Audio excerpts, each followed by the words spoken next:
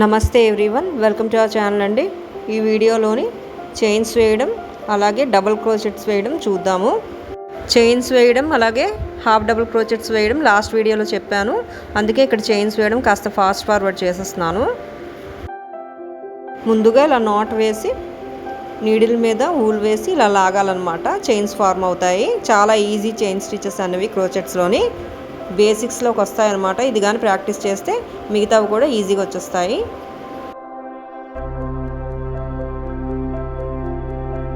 స్టార్టింగ్లో క్రోషియస్ నేర్చుకునేటప్పుడు మనందరం చేసే ఫాల్ట్ ఏంటంటే ఫింగర్స్ అనేవి ఫింగర్స్ మీద ప్రెషర్ ఎక్కువ పెడతాం అనమాట. దానివల్ల క్రోచెట్స్ అనేవి టైట్గా వచ్చేస్తాయి.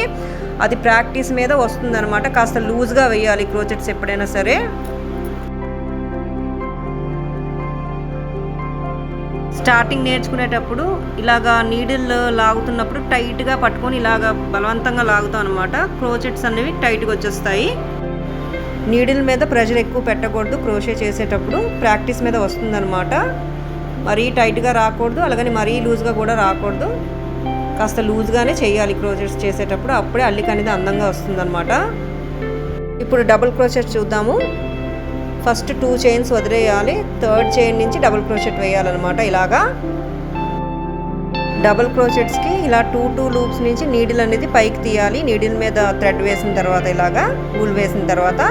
అదే హాఫ్ డబుల్ క్రోచెట్స్కి అయితే ఎట్ ఏ టైము 3 లూప్స్ నుంచి లాగేస్తాం అనమాట నీడిల్ అనేది పైకి. చిన్న డిఫరెన్స్. అలాగే హాఫ్ డబుల్ క్రోచెట్స్కి 1 చైన్ వదిలేసి సెకండ్ చైన్ నుంచి హాఫ్ డబుల్ క్రోచెట్స్ తీసుకుంటాం. వేరాజ్ డబుల్ క్రోచెట్స్కి మాత్రం 2 చైన్స్ వదిలేయాలి. థర్డ్ చైన్ నుంచి స్టార్ట్ చేయాలి. ఇంక ఇక్కడి నుంచి అన్ని చైన్స్లోని డబుల్ క్రోచెట్స్ కంటిన్యూ చేయాలి. Just like half double crochets ఎలా అయితే కంటిన్యూ చేసామో ఆ వీడియో చూస్తే ఈ వీడియో కూడా అర్థమవుతుంది. ఇంకా ఫర్దర్ వీడియోస్లోని క్రోచెట్స్ ఇంక్రీజ్ ఎలా చేయాలి, డిక్రీజ్ ఎలా చేయాలి అది కూడా క్లియర్గా చూద్దాము.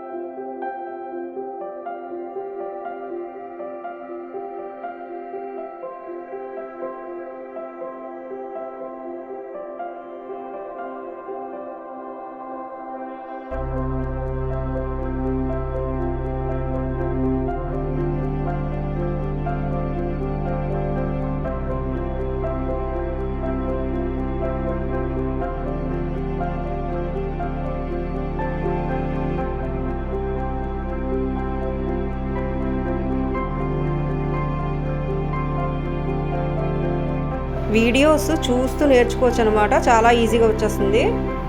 డౌట్ వచ్చిన దగ్గర వీడియోస్ని రివైండ్ చేస్తూ మళ్ళీ ప్రాక్టీస్ చేయొచ్చు. ఇక్కడ ఊల్ కూడా కాస్త థిక్ ఊల్ యూస్ చేశాను. అలాగే నీడిల్ కూడా థిక్ నీడిల్ యూస్ చేశాను అనమాట. ఈజీగా అర్థం అవడం కోసం. ప్రాక్టీస్ చేసేటప్పుడు స్టార్టింగ్ ఇలా ప్రాక్టీస్ చేస్తే ఇంకా ఈజీగా వచ్చేస్తుంది.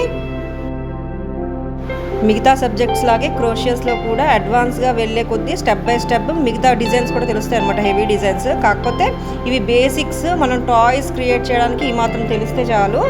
అది కూడా ఎక్కడ ఇంక్రీజ్ చేయాలి, ఎక్కడ డిక్రీజ్ చేయాలి కూడా తెలియాలి. ప్రాక్టీస్ మీద వచ్చేస్తుంది.